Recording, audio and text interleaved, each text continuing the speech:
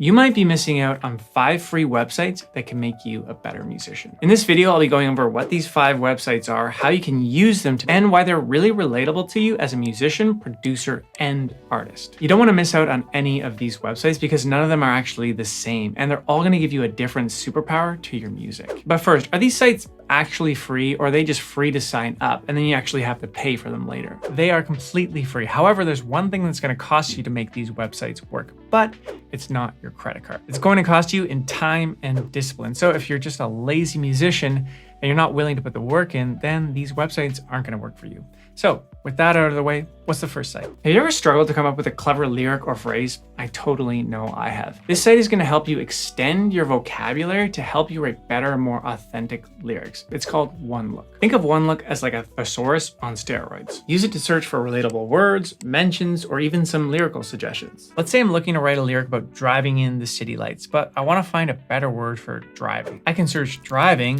then I can dial in and search through similar words, opposites, types, or phrases. If I dig into types, I can then dig deeper into these tabs here. For example, instead of saying driving in the city lights, I can say adventuring through, or commandeering through, or forcing through. The point here is to really find authentic word pairings that you might not have thought on your own. And I think this is really going to level up your songwriting and help you write songs faster too. So now you know a site that's going to help you write better, more authentic lyrics. Let's take a look at the second site, which will help you with your music practice. I try to practice the guitar every single day, and one thing I like to keep sharp on is trying to know all the notes on my fretboard. Before this site, I used to go through each note and say them out loud or in my head, but this wasn't really productive because I knew what note was coming each time. Now I use this free site called Random Note Picker. This will show you a sequence of notes and play them for a specific amount of time. For example, I can cycle through popular notes and have them change every 5 seconds. Now I can just sit and play the notes or chords on my guitar based on what this sequence tells me. This has helped a ton learning all the notes on my fretboard. You can do the same thing for learning piano or any other instrument. They all share the same notes, right? Except drum. Now you know a site that's going to level up your songwriting and one that's going to help you practice more productively. All right, so what's the next site? This is a site that will help you find the tempo of your song before you even start recording. This is really great for music producers. It's called Tap Tempo. Press any key on your computer keyboard to find the BPM of the desired song that you want to play.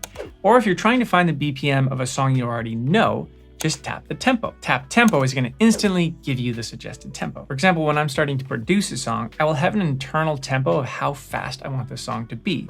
So I'll go to tap tempo, press on the keyboard to get the suggested tempo, pop it into Logic, and then I'm off to the races. Okay, let's move on to the next site now, which is going to extend you huge leaps forward in the areas of songwriting, production, and music theory. You can also use this free tool for business advice or music promotion advice too. Heck, it can be your own personal graphic designer, all for free. This site is called ChatGPT, and it's an AI-based tool that can help you with almost anything. For example, ask ChatGPT to give you feedback on your lyrics, or even write you a new song from scratch. Well, let's do a little test here. Take this prompt that I'm about to show you and paste it into your own ChatGPT window and see what you get. Hey, I want to write a pop rock song in the key of C# minor. I will need you to create the chords and lyrics. I want the song to be between 2.5 and 3 minutes long. I want the structure to be verse, pre-chorus, chorus, verse 2, pre-chorus 2, chorus 2, instrumental bridge, and then chorus 3. I want the song to be about going on an adventure with someone you love. The lyrics should be positive and the key of the song should reflect that. Should we call this cheating?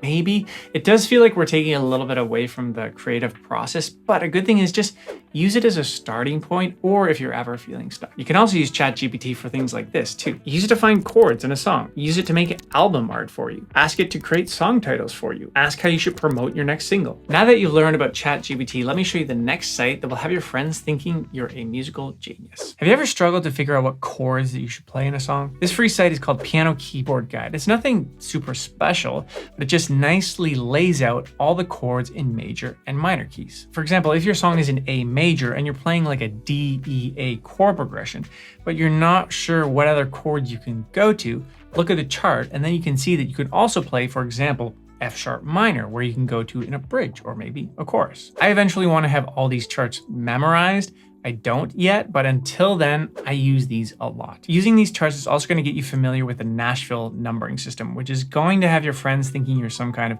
musical mathematician. It's why you should watch this video right here, where I explain the Nashville numbering system, but I also expand on that and I show you how to create 5 emotional chord progressions from it. I also show you how to do this with very little musical theory knowledge whatsoever.